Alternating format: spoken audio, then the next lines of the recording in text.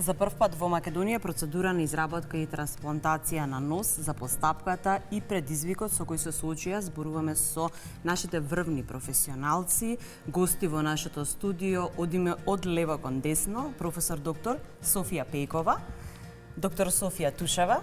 Продолжуваме со асистент доктор Стефанија Азманова Младеновска, доктор Муамет Мемети и доктор Глорија Ѓоргова од Универзитетската клиника за пластична и реконструктивна хирургија при Медицинскиот факултет во Скопје.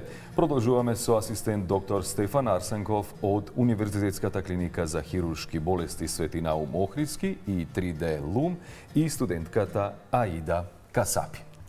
Добро утро, добре ни дојдовте во емисијата и ви благодариме што буквално целиот тим дојде во нашето студио да им објасниме на нашите гледачи за оваа приказна која што започна кај вас. Добро утро. Добро утро на сите. Благодарам за поканата.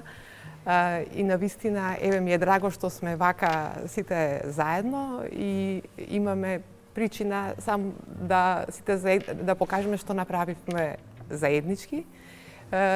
Не направивме трансплантација, туку направивме реконструкција на нос. Стануваше збор за пациент кој што подолго време заради малигна неоплазма, односно малигна промена на носот, се јави на нашата клиника, меѓутоа болеста беше во напредната фаза и единствениот пристап за да бидат зачувани сите принципи за онколошка ресекција, односно да биде извадена таа неоплазма која што може да му даде други последици, беше да се направи ампутација на носот. Се следеше светски тренд и се изработи имплант за овој пациент? Да, бидејќи тоа беше процес, не веднаш, бидејќи по завршувањето на првата фаза, кога го отстранивме малигниот тумор што го имаше на површината на носот и ги инволвираше структурите на носот, ние добивме дефект. Пациентот остана без структурите кои што ја даваат формата на носот. А носот, знаете, е централна единка на нашето лице и не прави да бидеме уникатни и единствени. Меѓутоа, не можевме веднаш да започнеме со процесот на реконструкција, туку имаше една фаза каде што мораме да бидеме безбедни дека болеста е под контрола и потоа следуваат опциите за реконструкција. Постојат многу опции за реконструкција, меѓутоа, еве, сега направивме нешто да бидеме во тренд со светските правила и големи светски центри што го прават во однос на реконструкцијата. Соработувавте со повеќе доктори, но клучна е соработката со доктор Арсенков, кој е веднаш до мене, со кој буквално се надополнувавте во вашето искуство. Доктора, беше ли ова предизвик за вас? Апсолутно, огромен предизвик, затоа што, како што кажа професорката, трендовите и насоката да се движи се кон персонализирана и индивидуална медицина и индивидуален пристап. Тоа што го направивме ние беше имплант за оние структури на носот кои што беа отстранети поради болеста, но тој имплант требаше да биде персонализиран и да одговара точно на пациентот кај кој што ќе биде вграден. Значи не е нешто што е во сериско производство. Така да од првиот чекор да се направи нешто што одговара точно на анатомијата на пациентот до дизајнот на тој имплант, до изработката и до конечниот производ, секој чекор посебно сам за себе беше голем предизвик и ни беше потребно време да ги надминеме сите тие предизвици, но за среќа успеавме и завршивме онака како што завршивме со според мене голем успех. И сега морам да ја прашам, од кој материјал е направен имплантот? Самиот имплант е направен од материјал што се вика полиметил метакрилат, кој што е материјал кој што со децении се користи во хирургијата, особено во ортопедската хирургија. Ние колоквијално си го викаме коскен цемент, затоа што така и е процесот на изработка на материјалите, да прво во течна состојба и за неколку минути да се стврднува нешто што е многу цврсто и во исклучителна голема цврстина има кога ќе се стврдне. Материјалот е биокомпатибилен, односно одговара на структурите во телото, не го одбива, си е докажан на сите работи. Една, да речеме, интересна ситуација што дури кога има несакани ефекти, тие несакани ефекти се случуваат во процесот на полимеризација, односно кога тој имплантот поминува течна во цврста состојба. Тогаш ги дава најголемиот број на несакани ефекти. Но тоа што ние го направивме, изработивме калап кој што го беше дизајниран специфично за пациентот и потоа тој го искористивме за да го изработиме имплантот. Со тоа ги надминавме најголемиот број потенцијални несакани ефекти и тоа е еден дополнителен чекор плюс во цела оваа ситуација кај што освен персонализиран имплант се добива и се заобиколува, односно се избегнува потенцијалот за несакани ефекти. Доктор Софија Тушева, вие бите од самиот старт во целиот овој процес. Кој е вашето искуство? Вака, овој случај беше уште од самиот старт предизвик. Потребата од создавање на еден ваков иновативен пристап ја наложи самата комплексност на случајот и отсуство на повеќе структури. Нели, носната пирамида е една комплексна структура која што, како што рековме, нели го дава целиот идентитет на ликот и затоа сакавме да го најдеме оптималното решение за пациентот. Претходни обиди за претходните техники кои што постојат во светот, постојат повеќе вакви пристапи, меѓутоа ние решивме во овој момент да искористиме прецизноста на компјутерската технологија, на дигиталната прецизност во комбинација со препокривање со сопствено ткиво од пациентот, за да му дадеме една најслична естетска и функционална реконструкција. Значи, он си доби нос најсличен на тој што го има од претходно, без при тоа да страда функционалноста, односно од дишните патишта. Така, прашање за доктор Мемети. Колку е битна, колку е клучна улогата на пациентот, односно самата соработка со него и покрај таа ваша соработка? Вие сте едно огромно семејство и огромен тим кој нормално му треба еден, би рекол, домино ефект, односно и константна соработка. Тука каква улога игра пациентот, неговата соработка во целиот тој процес на опоравување, меѓутоа подготовка и самата реконструкција? Во целиот процес за подготовка и одбивање на овој процес, соработката со пациентот беше во максимално ниво, значи беше многу соработлив и тоа е многу важно за целиот тим и за нашите лекари. Така. Процесот на опоравување после тоа? И процесот на опоравување беше во ниво на добра соработка со пациентот и со целиот тим. Да, за овој процес ќе продолжиме со доктор Стефанија. Вие исто така од првиот момент сте дел од овој голем тим. Сакам да ни кажете малку повеќе за емотивниот момент на пациентот. За сите преврски кои што биле секојдневни и за моментот кога за прв пат се погледна во огледало, кога го виде својот нов нос.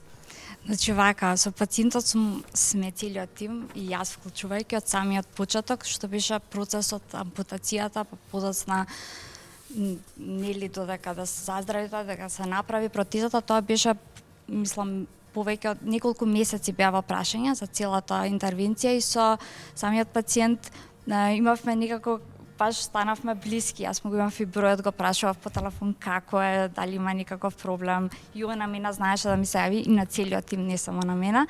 И никако со тоа се створи некаква близина со самиот пациент. И морам да кажам дека имаше еден специфичен момент каде што ние сите бевме присутни. Прв пат кога ја извадивме, значи пациентот беше константно со преврски после ампутацијата и не сакаше да се види во огледало. И првиот момент после реконструкцијата на нос, кога самиот се погледна во огледало, имаше баш некоја, сите мислам дека се наеживме во тој момент, пошто навистина му се вида радост во ликот и мислам дека ќе го памтам тој момент доста долго време и ние сите. Како е чувството во тој момент? Како вие се чувствувате како тим тогаш? Задоволни ли сте? Горди и горди што сме дел од тимот на доктор Пејкова, да ви кажам, пошто не секојдневна интервенција, не се случува многу често. Никако задоволни сами од себе, затоа што сме донеле на некој насмевка на ликот, како да кажам. Доктор Пејкова, покрај ваквиот фантастичен тим кој го имате, дали остваривте комуникација со останати доктори кои веќе го имаат вакво искуство или кај нас или се разбира регионот во странство? Така, значи ние влегуваме во ера на на дигитализација, каде што мораме да ги следиме светските трендови. постојат многу техники, ние како реконструктивни хирурзи навистина имаме многу креативна професија, така да и нашата цел секогаш е да направиме реконструкција на формата, на функцијата, а со тоа да дадеме на крај естетски момент каде што ќе го зачуваме ликот на пациентот, формата на екстремитетот. За реконструкцијата на нос постојат многу опишани во литературата постапки, процедури, сме ги правеле ние, меѓутоа овдека сакавме да направиме нешто ново, да имаме еден уникатен концепт, бидејќи со користење на ваков 3D испринтан имплант, веќе во светот се направени реконструкции на нос, меѓутоа кај нас концептот беше да направиме да биде препокриено со кожа, која што најмногу ќе одговара на текстурата, на формата, на бојата на кожата на лицето, бидејќи се направени со зимање на тоа се резенки од рака, меѓутоа различна е квалитетот на кожата и текстурата. И затоа сите ние заеднички многу инспиративно да се работи со ваков тим, со вакви колеги, бидејќи секогаш дискутираме заедно и навистина идеите нивни се инспирација да одиме понатаму. И затоа беше идејата да направиме како што има во светот, меѓутоа со некој наш концепт да биде уникатен и да биде од кожата на лицето. И затоа беше како ќе најдеме во Македонија, дали постои, дали имаме можност да направиме ние таков модел. И затоа имав среќа, тоа може, тука е сега доктор Анта Касапи, тогаш беше моја студентка и присуствуваше на една наша баш дебата за пациентот, како да направиме, каде да биде, и она ми рече, може во Македонија. Еве тоа... Ќе вклучиме сега. Всушност, вие сте некако еден вид на спој помеѓу докторката и докторот кој што седи веднаш до мене, се користеше вештачката интелигенција, сите ние користиме, тоа иднината некако на целото општество, меѓутоа сепак докторот е клучен во целиот процес. Добро утро, најпрвен. Ви благодарам за времето, баш ми е мило што сум тука. Јас некако се вклучив во целиот процес кога се уште бев стажантка и тогаш стажирав со доктор Арсенков и мислам сите студенти и стажанти знаеме дека на вежби со доктор Арсенков секогаш се учи нешто ново и тогаш го молевме многу да ни објаснува малце поише за 3D моделите, бидејќи ги изработува со многу народски кажано кејф.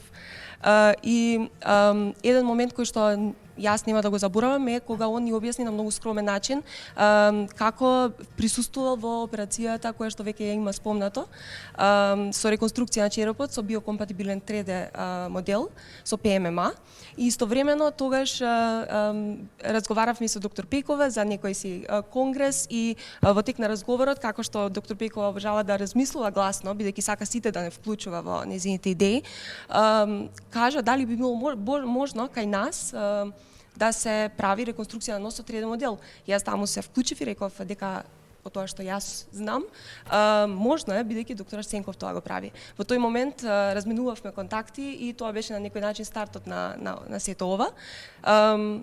Тоа беше мојата на некој начин почетна улога во целиот процес и сум многу среќна горда што сум дел на ваков хируршки иновативен процес, но истовремено се осеќам многу мала пред вакви големи умови и професионисти како што се доктор Пекова и доктор Арсенков. Навистина ни е драго кога вака млади луѓе зборуваат за своите колеги, кога има еден убав заеднички тим. Ке се вратиме повторно, докторе, тука кај вас. Спомена и студентката дека навистина е многу задоволна од целиот овој процес кој што го има видено. Како се изработи тој модел? За нас, обичните кои што не се занимаваме со оваа ваша професија, видовме само една мрежа, меѓутоа сигурно беше тешко сето тоа да се постави подоцна. Да, точно. Фала и на Анда за преубавите зборови. Работата со студенти секогаш е нешто што е, мислам, најблагодарната работа што може да работиме нормално после ликувањето на пациентите. Самиот материјалот, како што кажа, мислам, Софија спомна за тоа колку е комплексна структура носната пирамида, беше потребно да се изработи, да се дојде не само до дизајн како дизајн естетски аспект многу побитно од функционален. И таа мрежа е всушност направена за да тој имплант биде перфориран, за да може ткивото да си врасне во имплантот и за да си ја превземе својата нормална улога. Изработката беше еден голем, како што кажав, предизвик, затоа што така комплексна структура, така во различни димензии и рамнини требаше да се изработи и имавме ние можеби 15 на различни обиди за да го најдеме вистинскиот пристап до тоа како би ја изработиле, но конечно на крајот успеавме да го склопиме сето тоа, што мора тука да го споменам и Огнен Плавевски, мојот, да речем, соработник од 3D Lum, кој што имаше исто така огромна улога во целиот процес, затоа што имавме моменти на, повеќе неделно, можеби месечно размислување и комуникација и со професорката и со колегите за тоа како би ја изработиле, но сепак техничкиот момент беше нешто што дури интересно, имавме еден еурека момент кога доцна навечер ми задзвони Огнена, ми рече, ми текна како имаме начин, сега да не губам време на тоа, но поентата беше дека толку долго размислувавме што дури веројатно и некој од нас не спиевме размислувајќи на тоа како да го изработиме, но сепак пак ќе речем најбитното на крај што успешно се заврши и го најдовме начинот. Так. Интересно беше што пак ќе кажем немавме многу никого да консултираме на таа тема затоа што не многу често се објавува нешто слично на научните публикации нешто вакво, така да моравме да ги изодиме пешки, што би се рекло сите чекори. Доктор Глорија, вие бевте на конференцијата на Американската асоциација за реконструктивна микрохирургија, каде претпоставам дека дискутиравте и за овој пример, односно оваа практика која ја спроведовте вие. Да, најпрво добро утро и благодарам што не поканевте сите, чест ми е да бидам тука помеѓу сите мои колеги и професорката Пекова. На почеток на година имавме шанса да одиме на симпозиум од реконструктивна хирургија, каде што некои од нас држаа предавање, меѓу кои јас, имавме шанса да дискутираме со еминентни професори од полето на хирургија, поготово пластична хирургија, меѓу кои професорот Самир Мардини, кој е воедно и директор на Мео клиниката, која што е прва болница во свет, каде што дискутиравме со нив за нашиот случај, им ја раскажавме целата историја на пациентот и нашите мисли, нашите желби за како да го направиме целиот процес и како најдобро за пациентот да постапиме. Тие си дадаа своји идеи, своји некои tips and tricks на некој начин, кај што мисла дека би помогнале во пост и преоперативниот третман на пациентот. Се разбира, голем дел ги слушнавме нивните совети, но си донесовме и наши лични на некој начин желби што ги вклопивме во целиот третман за најдобар третман за пациентот што би можеле да добиеме. Доктор Пекова, вашата клиника има навистина врвни стручни лица, врвни хирурзи. Ја споменуваме неколку пати едукацијата која што навистина е многу важна. Буквално целиот свет знае за сето оно што се случува кај нас и можеме навистина да се пофалиме и да бидеме горди. Верувам дека вие така исто така се чувствувате. Дека се чувствувате горда на целиот ваш тим. Да, инспирација е да се работи со вакви млади умови кои што се секојдневно, значи се со нови идеи и благодарение на нивната енергија одиме понатаму. Меѓутоа, како што сакам да кажам, најголемата и најважната инвестиција за едно општество е инвестицијата во едукацијата, бидејќи тоа е нешто што е безвременско и најтрајно. Јас лично имав можност мојата едукација да ја поминам на Медицинскиот универзитет во Виена. Меѓутоа, и мојот сопруг е професор на кардиологија, решивме да се вратиме во Македонија, не да останеме во Австрија и да ги донесеме нашите професори тука. Меѓутоа, не да ги донесеме, туку да ги расшириме сите тие контакти и едукации. До сега од нашата клиника веќе имаме специјалисти кои што се доктор Гордана Георгиева, доктор Благоја Србов, доктор Бисара Николовска, доктор Томислав Јовановски. Тие се одлични специјалисти по пластична хирургија. Тие имаа можност да поминат на едукација на Медицинскиот универзитет во Виена, потоа во Упсала во Шведска. Тука е доктор Катерина Јовановска, доктор Стефанија Азманова, Софија Тушева, исто така беа во Мастрихт, во Виена. Така да, на тој начин сега имаме специјалисти кои што веќе се свои и го одат патот на реконструктивната хирургија, значи нашата поле е огромно. И идејата, и многу сум радосна, беше да се направат тие лични контакти и да си го изберат својот пат, бидејќи најважно во животот и во секоја професија да бидеш свој, да бидеш автентичен и да го следиш патот кој што ти е сон, бидејќи ќе има и пречки, меѓутоа пречките те прават уште посилен, ти дават уште поубава насока на каде што треба да се оди. Така да, одличен тим, имаме колеги кои што понатаму се младата генерација кој што доаѓа и затоа мораме да ги следиме и новите трендови. Затоа сега влеговме во полето на виртуелното хируршко планирање, кое што е една од многу ретките во моментот во светските центри начин на планирање, благодарение на соработката со доктор Стефан Арсенков, значи 3D моделирање и јас верувам дека и тоа ќе биде и иднината. А со вакви колеги кои што се амбициозни, инспиративни, јас верувам дека тие ќе не надминат нас и тоа е нашата идеја. Сака да ве прашам за крај, имате ли во план некакви идеи конкретни со оглед на тоа дека вие ги следите вашите пациенти, каде што може да се примени некое револуционерно решение, па вие да го спроведете како процедура? Вака, јас како што реков, мојата едукација беше на Медицински универзитет Виена и уште 2008 година, значи, ете, тоа може би така имав среќа, па сега сум должна таа среќа што ми ја дал универзумот да ја споделам со сите. Работам и се уште работам со професор Оскар Разман. Тој е всушност еден таков иновативен ум кој што ја направи првата бионичка рака во светот. Значи, тоа е роботска рака, каде што се поврзува роботска рака со нашето тело, со нашите нерви и пациентите кои што имаат од било кои причини изгубено рака, а раката е навистина многу важен дел од нашето секојдневно функционирање, функционираат понатаму. И тоа е навистина иновативен како професор, како човек, тој не е наш професор на медицинскиот факултет, сите наши колеги имале можност да учат од него, да соработуваме и соработуваме со него. И така е тоа. Тоа е идејата, значи неговите специјализанти, неговите колеги што е тимот од Виена со нашиот тим соработува со другите, значи имаме огромна соработка со интернационални професори. Професорот JP Хонг, тој е од Сеул, од Јужна Кореја, кој што ќе ни дојде сега на почетокот на мај, така да тој е во полето на микрохирургијата, каде што има, ето ако зборуваме за некој брейктру за третирање на Алцхаймеровата болест, значи, каде што хируршки ќе се лекува, меѓутоа тоа во некоја друга прилика. Така, имаме одлична соработка. Сега бевме во Барселона на еден одличен симпозиум за пак е тоа за иновативни пристапи во нашата реконструктивна микрохирургија.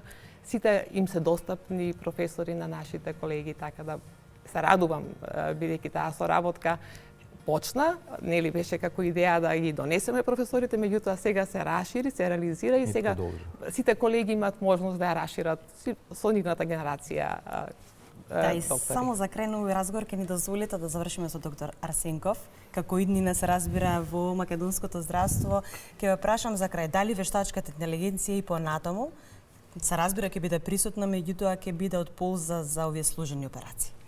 Апсолутно, сигурно ќе биде и уште повеќе ќе би се користело, затоа што мислам дека сега живееме во еден момент кога се уште не е доволно јасен целиот потенцијал на вештачката интелигенција што може да го има, но како поминуваат годините и месеците, полека може би си го наоѓа својата примена, соодветна примена во сите области, затоа што доколку првично беше можеби некој интересен трик кој што го користевме да си направиме сликички, се повеќе си наоѓа реална употреба во реалните случаи од секојдневниот свет и сигурен сум дека дополнително ќе биде уште поголема, покорисна алатка и ќе си подобри исходи за пациентите. Благодариме многу на сите што бевте денес тука со нас во студиото. Уште еден предизвик ве чека во текот на денот, веднаш по завршување на овој разговор и ве очекуваме се разбира повторно да не бидете гости. Ти посакуваме уште повеќе успеси и ние верувајте дека сме вака кога ве гледаме како тим уште погорди и од самите вас кога станува збор за вашата работа. Драго ни е што ни бевте гости и ве очекуваме се разбира. И драго ни е што Македонија има вакви вистински професионалци. Апсолутно. Благодариме уште еднаш.